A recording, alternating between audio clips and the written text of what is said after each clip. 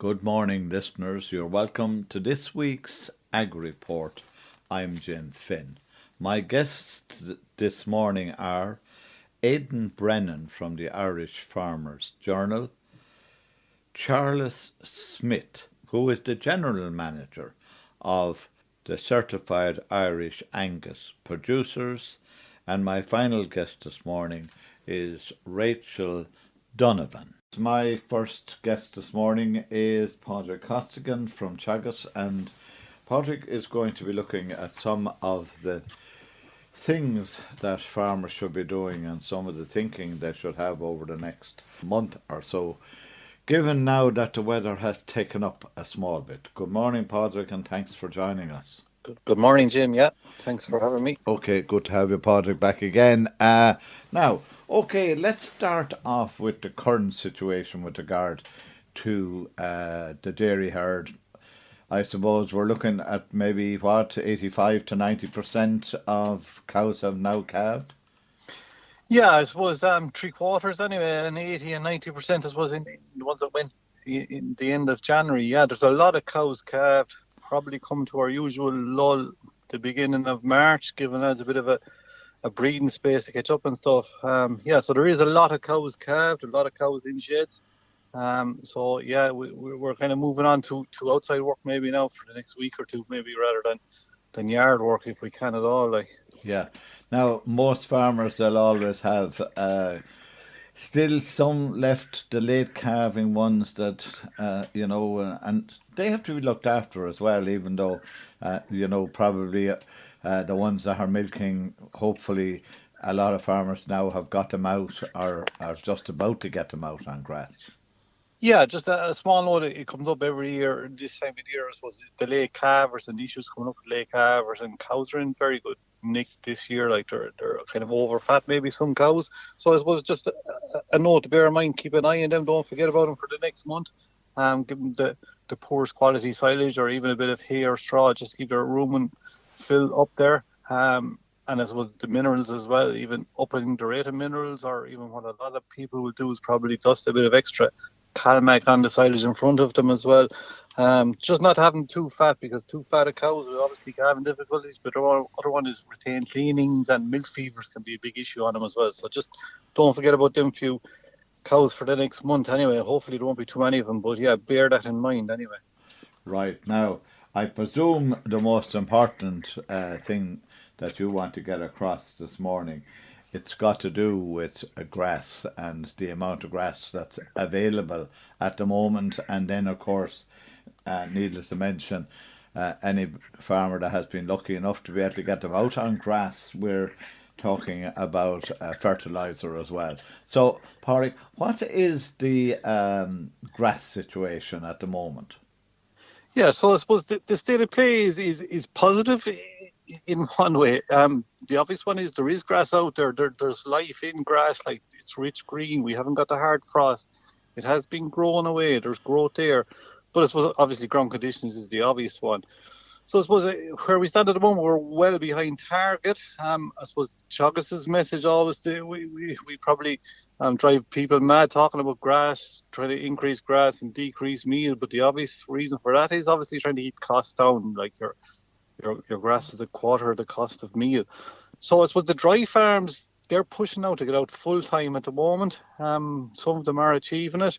Get out full time, probably dropping it down to the 4 kilo mark, 4 to 5 kilo mark. There's nobody going to argue over a kilo of meal. The wet farms, the wetter farms, they're trying to get out for maybe 3 or 4 hours. Hopefully the weather settles down, we'll be out full time by day, in by night, probably getting 4 or 5, depending on the quality of silage, maybe 6 kilos. But guys indoors are really struggling to get out. Now, hopefully they won't be indoors full time for long more.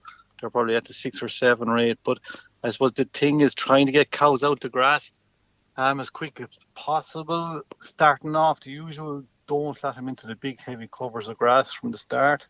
Cows need a time to adjust their stomachs and get into the habit of grazing as well, into the low covers for the first few days before we hit these heavy covers. I suppose people that have the low covers grazed off are going to start hitting those any heavy covers of grass, because we really want to get those cleaned off, because quality will start to deteriorate big time after Patrick's Day, 17th of March is a kind of our mark when we do get a big reduction in the quality of them. So trying to get cows out of grass is a simple message, I suppose, and max the amount of grass in it, because obviously everybody knows milk price isn't as good as it was last year. Costs are going up. Trying to keep costs down and increasing the value of the milk. So cutting costs is trying to max the grass in. Increasing the value of the milk is by getting higher protein in our milk, so we can get that through getting the silage out of that diet as quick as possible, getting the proteins up in the milk. Like every 0.1 in protein, which is easily achievable in most farms, to lads that are hitting below the 330s, 340s every spring, like there's probably silage in the diet for too long. Like that 0.1 in protein is costing them a cent a litre. So if the base price is 35, you're talking 33, 34. If you're one of those people that are in that zone every spring, you have to do something different. Like you can't stay doing the same thing and expect something different. So I suppose trying to change it this year, challenge yourself, get a few hours of grass into the cows, just get them into it quicker, out to that grass earlier and getting more grass into it and get that silage out of the diet is the first thing. Then start pulling back the meal a bit when we get the grass into the cows. So I suppose increasing the value of the milk by increasing the amount of grass going into the diet. And that's I suppose where we are with the grass.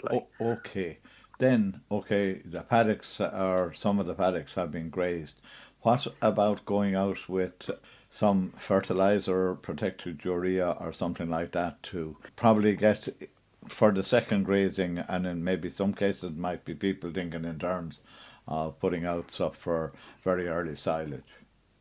Yeah, so Jim, I suppose, you kind of said it in your question there when you said ground grazed and talking about fertilizer. I'd kind of flip that and say we should be talking about all ground, whether it's grazed or not grazed, because even the comments coming back from the people that have grazed off ground, it's sticky after grazing, and all that grass, it needs nitrogen, all the grass. So on front of the cows, behind the cows, everything needs it. So if it's capable of growing early grass, like I'm talking good perennial ryegrass, and it's early enough ground that's capable of growing the grass, we're talking 30 units of nitrogen, protected urea straight away, protected urea above anything else, because it's safer to lock into the soil, it's safer than CAN, it's safer than your 18s, 18612s, those type of products. So across the board, the front of the cows, behind the cows, it all should get it, because we're not putting the fertilizer out today, so we'll have grass, extra grass in that paddock that we're grazing next week.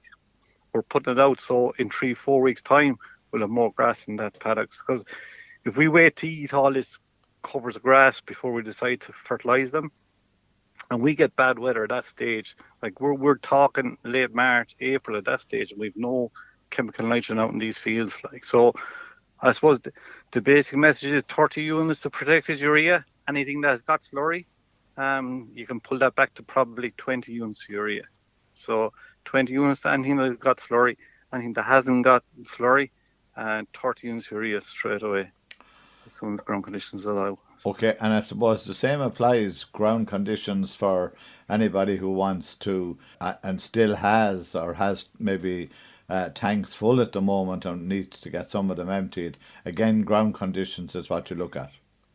Ground conditions and covers of grass. Yeah, it's tricky because ground conditions, like the dry paddocks, are the ones that can take the tanker of slurry, but they're probably the fields that have decent covers of grass on them as well. Yeah. So I suppose there's no magic solution here. Like we've been tricking along trying to keep them below the levels of the slats basically for the last few weeks, and I don't think that's going to change until we get a decent amount of ground grazed off. And when we can get the ground grazed off, then we're going to follow on with slurry, all right. And the silage ground, we'll get slurry out there as soon as ground conditions allow us to do it. But I suppose the slurry has been an awful, issue for the last few months. But I suppose we have to remember too, it's a big asset to have, and with all that's happening outside of farming and talks about fertilizer prices increasing dramatically, I don't know what's going to happen, but slurry could be a very valuable asset as well. So I suppose use it wisely at the same time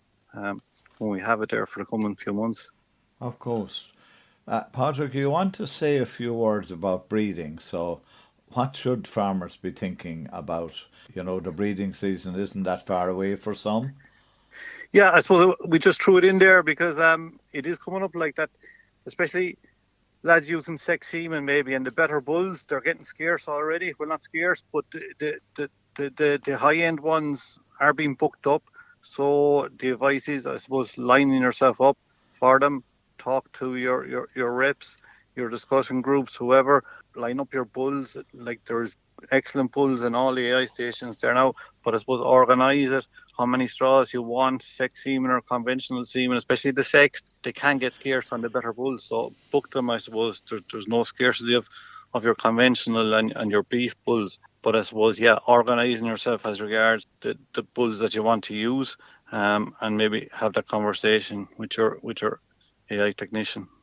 Okay, well, look at Padraig, we're out of time, but thank you ever so much for joining us this morning and giving farmers all that very good advice that they'll need to heed over the next 3 to 4 weeks. Padraig, is there any date that farmers should be concerned about at the moment? Yeah, I suppose there was a scheme announced there for the tillage sector. I think roughly 30 million. I think it's a very short window to get applications in. People are eligible. It's a payment based on the crops that you sowed last year of your 2025 base application. So it's worth €110 roughly a hectare for the first 100 hectares, and decreasing after that. But the closing date is this Monday, so it has to be uploaded on Ag Food. So just contact your advisor or whoever does it online for you. So it's anybody with your wheat, your rye, your oilseed rape, those type of products. Fodder beet and maize aren't included in it, but just bear it in mind there. It has to be in for Monday. And just to say, listeners, that Monday is the 9th of March, so that the 9th of March is that date that Padraig is alerting all tillage farmers to. That, listeners, was Padraig Costigan from Chequers. Listeners, my next guest this morning is Aidan Brennan, who is the dairy editor with the Irish Farmers Journal, and we're going to start off talking about the January Milk League price. Good morning, Aidan, and thanks very much for joining us. Good morning, Jim. Okay, interesting league topper for January 2026. Yeah, I mean, if you were, in many ways, Jim, if you were to take the league and turn it upside down, it's what you would probably expect it to be. But it's reversed this month. The co-ops that are usually at the bottom of the league are at the top of the league for January. So that's Dairygold, Centenary, and Tirlawn are actually all in Division One this month, paying the highest price for milk in the country. They're doing that because they're paying a big bonus for January milk supplies of around 7 cents per litre, which is high. But I suppose the thing to remember here is that the majority of farmers won't actually benefit from any of that because they don't supply any milk in January. Cows are dry, they're only starting to calve in February. So in many ways, it's a kind of an easy win for these co-ops to pay a very high price because very few farmers actually get it. But look, here we are talking about them, so I suppose it pays off in that sense. I suppose it does, but it's really, I look at it, it's a kind of a false price, isn't it? Yeah, I would agree with that. It is a false price, because those bonuses are they're going to pay them again a high bonus again in February milk supplies. But again, February is a relatively low month. A couple of percent of annual milk supply is actually delivered in February. So it's really not until April, May and June. They're the key months for milk price because most of the milk is produced over those months. There could be 30 or 40% of the annual milk supply produced over those 3 months. So that's the key time when milk price is so important. And unfortunately, I suppose for farmers that are seeing, their January prices now, they're not going to get those same prices in those key months. Definitely not, because those bonuses are gone. Look, we are seeing a bit of an improvement in the dairy market over the last couple of weeks. And you'd hope that that's going to continue, but I can't see, that prices are going to increase by 7 or 8 cents per litre based on what bonuses are paid today now for those peak months. But who knows? I could be shocked. Yeah, and let's hope that those little, I suppose, improvements in the price will, particularly in the auction prices across the world, that they will keep going in the right direction, it would be good for Irish farmers coming into the big months as we get to the 3 months that you just mentioned. It would, yeah, to be really important. And we've seen that global dairy trade, the GDT auction, which is a key indicator of where markets are at. That increased again this week by 5.7%. The last two auctions had increased by over 6%. So we're seeing huge gains there in the global dairy trade. Not the same gains in European markets, it's important to say, but we have seen butter increase by over €500 a tonne, and skim milk powder, which is protein based, that has increased by over €500 a tonne also, which is about a 20% increase. So skim has been in big demand for the last couple of weeks, and that will have an impact on, definitely the markets are higher now than they were at the end of last year. Co-ops will be under pressure, I would say, to actually start improving milk prices over the coming months, but not by as much as maybe what they're paying now in these bonuses. Okay, and I suppose something that won't be of much interest to people in Tipperary, but it's also something that's very important to Cork people, and that is it's crunch time for the North Cork Creameries with regard to their water treatment plant, etc., and the upgrading thereof. Yeah, absolutely. So big news again this week, and it even emerged on Wednesday evening there after we went to press, that actually the North Cork Creameries have decided to close down the plant in Kanturk. So there's going to be a full relocation of milk processing plants. Well, or I suppose relocation is probably the wrong word, but a long-term arrangement with Carberry Group, who manufacture milk on behalf of the 4 West Cork co-ops. So for a 10-year period, 100 million litres of milk, which is currently being processed in the Kanturk plant owned by North Cork Creameries, is now going to be moved to the Carberry Group plant, and North Cork Creameries have decided to close the plant in Kanturk with the loss of up to 100 jobs. So bad news there for employees for North Cork Creameries, but I suppose it does give certainty to milk suppliers to North Cork that their milk will still be processed, it will still be collected, and the indications that we have at the moment is that the price that they're going to get paid for that will be aligned with the price that Carberry pay for milk, which is actually a relatively high price, but it will be at a discount, so it won't be the exact same. The figures we're hearing is that they'll probably be paid about 1 cent per litre lower than the Carberry price, which is still, relatively speaking, a good milk price. But it's a bad news, I suppose, for the co-op. They will no longer have functioning processing capacity, which is bad for the town of Kanturk. There's going to be a loss there, as I say, of between 95 and 98 jobs, and it's going to be difficult for the town and difficult for the co-op over the coming months. It's also a wake up for all the other processors. It is. I'd agree with that. I suppose why this has happened is stemming from the fact that their wastewater treatment plant wasn't up to scratch. Right. There was numerous breaches of their license, and the EPA effectively lost patience with them, and they shut down the operations again on the 19th of February last. And I suppose North Cork Creameries were looking to make big investment there in that wastewater treatment plant. And I suppose whether it was due to the EPA shutdown or a lack of funds and a lack of finance arrangements coming from the banks, the decision was made that they were going to pull the plug on the plant entirely, which is bad news. Of course it is. Staying with the dairying then, looking at cows and the amount of grass that's available, Aidan, at the moment, I suppose some farmers are worried we're probably a week to 10 days behind normal. Yeah. No, we are. I mean, look, you have to say this was a great week. I know Thursday was wet, but every other day of the week was really good. And it's coming just at the right time. A good day today, is worth 2 or 3 good days in February. Even though we got no good days in February, I'm not as worried about it. I think if the weather comes right now, it's more important than having a good February, and we seem to be getting it. The forecast for next week isn't bad either. It's allowing farmers to get catching up on work. So there's cows are out grazing, there's fertilizer being spread. It is catch up, but it's still good as well to be able to do it at this stage even. But yeah, farmers are busy now because there's cows out grazing. They're spreading up to 30 units an acre of nitrogen across as much of the farm as they can get. A lot of pressure on slurry, of course, as well. Tanks have been full for the last for weeks on end.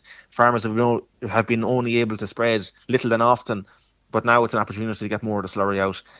So it's a good opportunity to catch up in field work. Okay, and I suppose the main farm topic for the last month nearly has been the standoff between the Irish Farmers Association and Board Bia. Where is that at now after all a month? I suppose nearly a month sit in Board Bia headquarters. That's right. I think there were 28 days. There was 5 people occupying the lobby of the Board BA headquarters in Pembroke Road in Dublin for 28 days. They left the building on Monday after agreement was reached between the IFA and between the board and I suppose the Minister for Agriculture as well in terms of finding a resolution to the problem. The terms of the settlement, if you want to put it that way, have been a governance review into Board BA. So that's now it hasn't yet commenced, but they expect that that's going to last about 2 months. Now, some observers are saying that could take a lot longer than 2 months to take place. And during that period of this governance review, Larry Murren, the chairman of Board BA, who IFA had their issue with, has stepped aside, as have the rest of the board. So it has ended the protest for now. What happens afterwards remains to be seen. I know the minister was speaking publicly on radio this week, and he said that he expects Larry Murren to remain as chair of Board BA even after the governance review is completed. So it's almost as though he's preempting the outcome of that review. The review is to look in to see has there been a conflict of interest between Larry Murren's business with Dawn Farm Foods and his role as chairman of Board BA, the Irish Food Board. So they've remained to be seen, but I suppose the good news is that the protest has ended. Those 5 people that were occupying the lobby have left. They've gone home to their families. The IFA protest that was taking place outside, and many members of North and South Tipperary IFA were up there taking part in that protest. I was there myself one night. They have now ended and have gone home as well. So Board B offices are now back to normal. There was 170 staff who were unable to go to work for the last month or so because of the protest, or at least that's what they're saying. So it has ended for now, but I mean, I suppose the subject of what's going to happen after the review and who's going to chair Board BA next, Larry Murren's term, I believe, ends next March. So a new chairman would have to be found at that stage, and what scrutiny would be on that chairman and who would want to take up that role is going to be debatable for the next 6 months or so. That may be helped though by, the one win that the IFA seem to have got at this particular stage is a new way of doing the inspections and it moving away hopefully from Board BA themselves. Yeah, there seems to be certainly a push there away from that, and it's probably good news for farmers is to have more maybe independence on it and more certainty around the inspections, because there is a huge amount of fear. I know, as every farmer will tell you, there's a huge amount of fear and I suppose concern whenever there is an inspection on a farm, and it is a cause for concern. So hopefully there'll be more clarity around the inspection process and how that's carried out. Okay, well, look, we're not going to solve all the problems that are out there, but thanks very much for joining us this morning, Aidan. That, listeners, was Aidan Brennan, who is the dairy editor with the Irish Farmers Journal. Listeners, my next guest this morning is Charles Smith, and Charles is the General Manager of Certified Irish Angus. And yesterday, that was Wednesday, they made an announcement which is very important, and the announcement read that Certified Irish Angus Producers Group, ABP and Kepak announced a tiered bonus structure to reward quality, genetics and sustainability. And Charles is with me to tell me all about it. Good morning, Charles, and thanks very much for joining us. Well, good morning, Jim, and thank you for giving me the opportunity to explain our new bonus structure. So I suppose just to give a bit of background to it, Jim, our organisation has been in place for the last 29 years, and we were the first people in Ireland to pay a bonus for Angus cattle. And working with 2 of Ireland's top processors, ABP and Kepak, we were able to organise farmers and cattle that they could then market the beef from and pay a bonus to those farmers.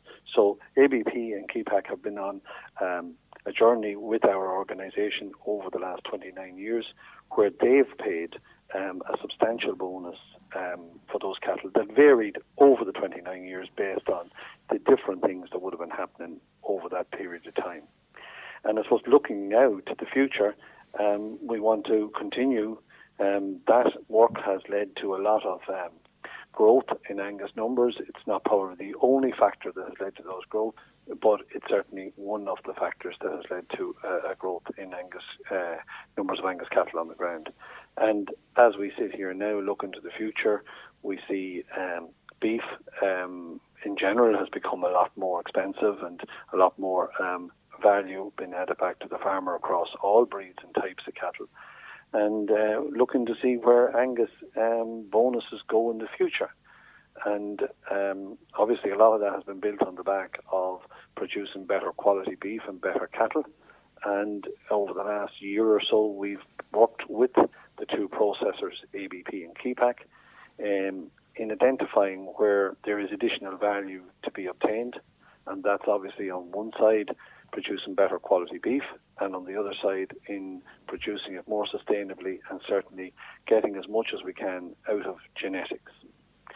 So for those reasons, we've come up with a tiered bonus that we believe will deliver a sustainable, reliable bonus on into the future over the next 4 to 5 years for farmers who invest in the breeding of suitable cattle. The first part is obviously to produce the best Angus that will pass the inspections that we conduct in the processing plants of ABP and Kepak. And then the second part is to do it sustainably. So for that reason, we've decided to give, first of all, the base bonus is 10 cents, and then the sustainability bonus is 5 cents for the farmer producer group member being involved with the AgNav program, which is a farmer sustainability program run by the Department of Agriculture, Bord Bia, and Teagasc and ICBF. So the three of those combined build a profile of the farms that will deliver a future of more sustainable beef production. I suppose that's a key thing as we move forward, as the consumers that we're targeting with certified Angus beef are obviously even a more discerning customer than they've been in the past, and they're anxious to know where their beef comes from, how it's produced, is it sustainably produced, and therefore we want to be able to deliver on those asks from those customers in order to be able to filter the bonus right down through the supply chain back to the farmer. Yeah, so the next part then is the genetics piece, which is a further 5 cents, bringing the total bonus across the three platforms to 20 cents. And the 5 cents for genetics is based on breeding and producing better cattle.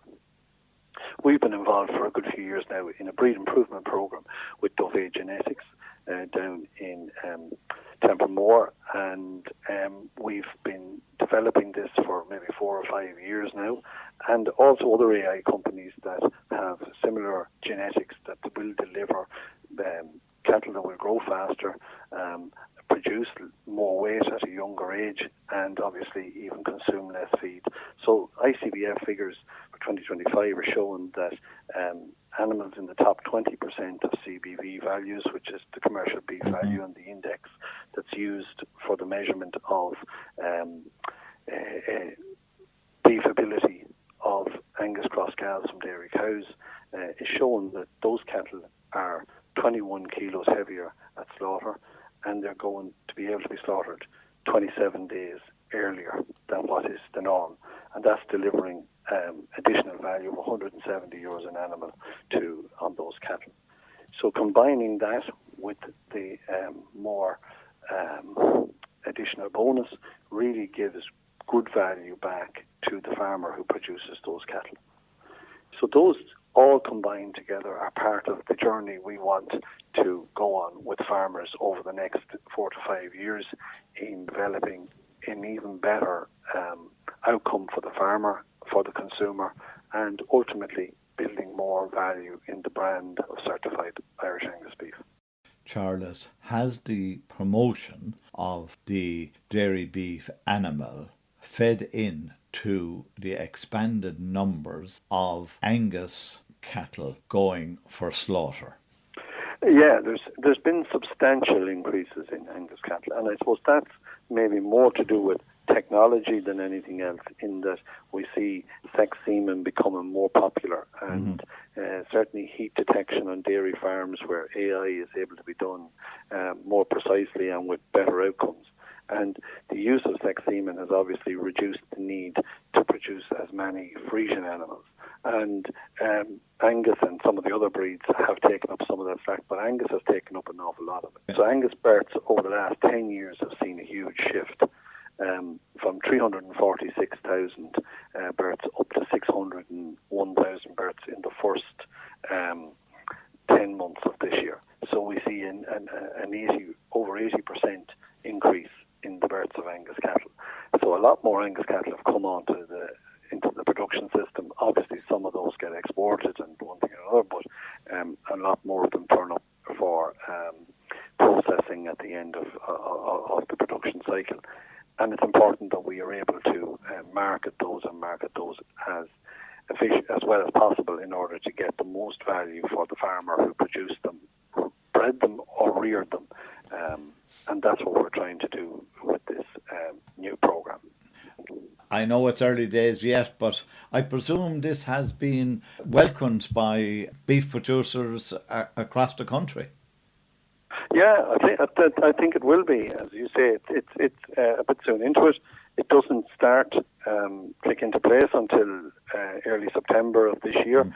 So there's time for people to adjust their systems in order to be ready for this. And we certainly will be doing a lot of work over the next 6 months or so to get people as prepared as we possibly can for it. I think that in the long term, this will be hugely beneficial to beef farmers. And it gives, I suppose, the strongest thing it does, Jim, is it gives security. You know, if you're going to be breeding animals and you're going to be wondering, well, is there going to be an Angus bonus or is there not, and what is it going to be? This gives a bit of certainty to that and allows people to be able to budget and plan for what they might be able to expect as a return for producing these cattle. And that's very important in the climate in which we're living at the moment. But look at Charles. Yeah, in my experience, that would be the case. Over the last 29 years, the one thing this organisation has done is it has delivered that consistent bonus for that period of time for Angus cattle. And I think that this is a new step and it's taken into account what we see today and what we're likely to see in the future, to encourage and direct people in the direction that they need to go in if they're going to produce Angus beef long term or for the future. So we certainly, as I say, will be putting a lot of effort into helping people prepare for this. None of it is new. It's all stuff that's there existing. I think that the ICBF breeding piece is quite important, and there's a lot of additional value to be gained at farm level by adapting some of those technologies and some of that breeding program stuff that, as I say, we've been working with Dove for the last few years, but there are other AI companies as well who are doing similar work, and we do have good genetics in Ireland that are delivering under Irish conditions. Okay, well look I'm going to leave it there at that, but I want to compliment yourself and the other two agencies involved, and the two factories involved in this, for this initiative, and I'm quite sure that, as I said, there are farmers across Ireland will welcome this. That, listeners, was Charles Smith, who is the General Manager of Certified Irish Angus Producers. Listeners, my final guest this morning is Rachel Donoghue, and Rachel is a news correspondent with the Irish Farmers Journal, and we are going to discuss three topical topics at the moment. Good morning, Rachel, and thanks very much for joining us. Good morning, Jim. Thanks for having me on. Rachel, as I'm pre-recording this on Thursday afternoon, you have some news, breaking news with regard to cattle exports to Northern Ireland. Yeah, Jim. So we just got word that live exports to the north from the Republic, they had been paused for a number of weeks now, Jim, as a result of blue tongue. So the first case of blue tongue was detected on a farm in Wexford in January. If your listeners are farmers, they'll have heard lots about blue tongue, but it's a viral disease that has come into Ireland, Jim, and it's spread by midges. They're the vector, and we now have 15 cases of blue tongue since that first outbreak was detected in Wexford. So as a result, trade to the north stopped immediately, and maybe here in Tipperary, Jim, we mightn't realise how much trade there is to the north, but around 40,000 live cattle move from the south, from the Republic, into the north every year. And there are a lot of farmers, Jim, in the north, dairy farmers looking for stock bulls.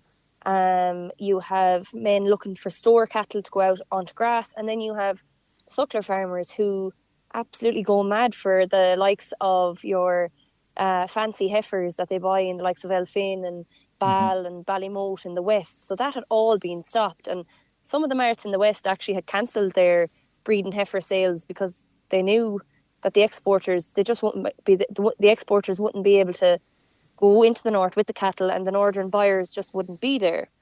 So we had calls, and I'd been speaking to a number of exporters, Jim, and they had actually bought cattle before the restrictions came into play. So up until now, they'd been sitting with these fancy heifers in their yards that were bought by Northern Irish farmers, and they couldn't get them across unless they went for direct slaughter. So that wasn't really an option for these kind of animals. So yeah, there was farmers in the north absolutely hounding exporters, looking for stock, and they didn't really understand what was going on. But good news, after weeks of mart managers and farmers and exporters, lobbying the department and trying to get the border back open, it has been opened. So it's definitely good news. And that all kicks in tomorrow, Friday, the 6th of March. So that's good news. Let's go to what is now can be and will be for some time a bad news story, unfortunately. And that is this war in the Middle East is having a detrimental effect on both the supply and the price of fertilizer. Yeah, so it has sparked a bit of chaos in the fertilizer trade this week, Jim. Prices almost immediately rose for protected urea Monday morning compared to what they were at last Friday. Prices were just kind of starting to come back down to what they were like pre-Russia's invasion of Ukraine. So farmers were starting to get a bit more value, they felt anyway, for what they were buying. But just an example for protected urea, Jim, a farmer in Nina was telling me that he bought a full load of protected urea in the middle of January, costing €545 a tonne. Now, that was a little bit higher than what you would have bought it for last September, but still it was good. But as we went to print on Wednesday, that price had gone to €660 a tonne. And even since we went to print, a lot of the co-ops have actually pulled their price list, and they've paused all sales of urea just because of that scarcity of product. And they just don't know how long is this war going to last. Is it days now? Is it months? And it's very hard to put a price on fertilizer at the minute. And I suppose the big reason urea is being affected is because the majority of our urea comes from Iran and also the likes of Egypt. So that's what's driving the price surge. Importers, the likes of Gouldings and Grasslands and Target. I've spoken to them this week. They've actually stopped quoting merchants and co-ops as well, and they've pulled their price lists. But they've said that urea has increased $150 a tonne, which is around €130 a tonne since last Friday. So that's what they're saying, and they're, going to have to buy in boatloads of urea now at this higher price. So listen, some people will tell you that there's loads of urea, loads of protected urea in yards, in merchants' yards, but then merchants will tell you that a lot of that is already forward sold to farmers at the old price. So it'll be interesting to see where it goes. I've a funny feeling the only way it is going to go is up. Yeah. So if you were a farmer who had bought before Christmas or had your first cut fertilizer bought early in January, you're away in a hack. But I think if you're going to the market today to try and buy your fertilizer. supply of urea, particularly urea, and obviously we've moved now to protected urea since the 1st of January. You're going to be, as one of the importers said, and I quote, nailed going to the market now. But the advice is, Jim, is to farmers are going to have to look at CAN. You're going to have to look at a different alternative to protected urea.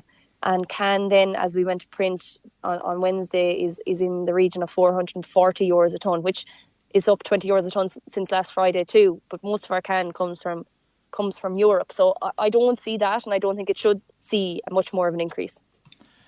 Okay, and of course oil is having the same problem, so and green diesel is up 20 cent a litre as well. So yeah. That's another hammer blow to farmers. Yeah. Up 21 cent a litre even. Yeah, and that's seems to be only going in one direction either, Rachel, to be honest with you. So there's not much difference now at this stage between the green stuff and the stuff for the car. So it's tough.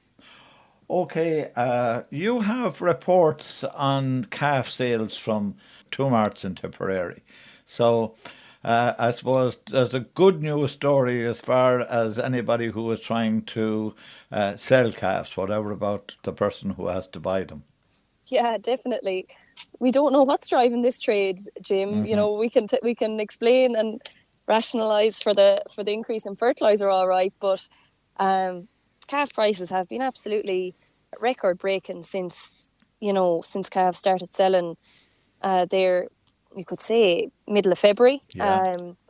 They were only getting going then, and a lot of people were saying, that's always the way at the start. There's huge demand, but there was over 500 calves sold in Thurles on Wednesday and over 200 sold this morning in Templemore Thursday morning. So prices, you're talking over €300 for good Frisian bulls, which is unheard of, and it's way higher. Even though cattle prices saw big jumps last year, this is unprecedented again. And you're talking whiteheads north of 450, and Angus calves as well in that region. The top price in Templemore today was €890.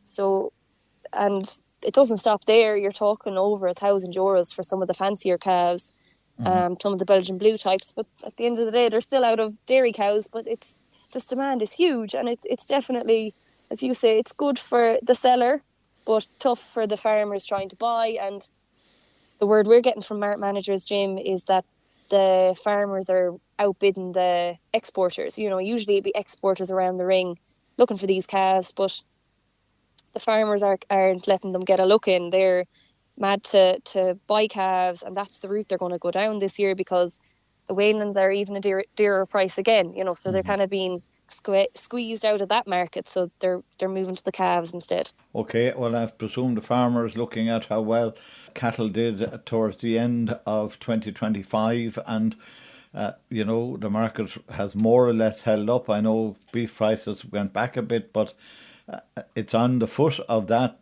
they're prepared to pay the extra price and keep the exporters still looking for cattle to export. Rachel Luckett, thanks very much for joining us this morning and giving us all some bad news, but maybe a little bit of good news as well.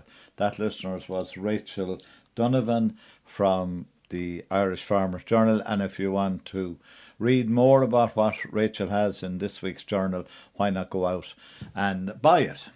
That, listeners, is AgriReport for this week. I hope you enjoyed the show and that you'll join me at the same time next week.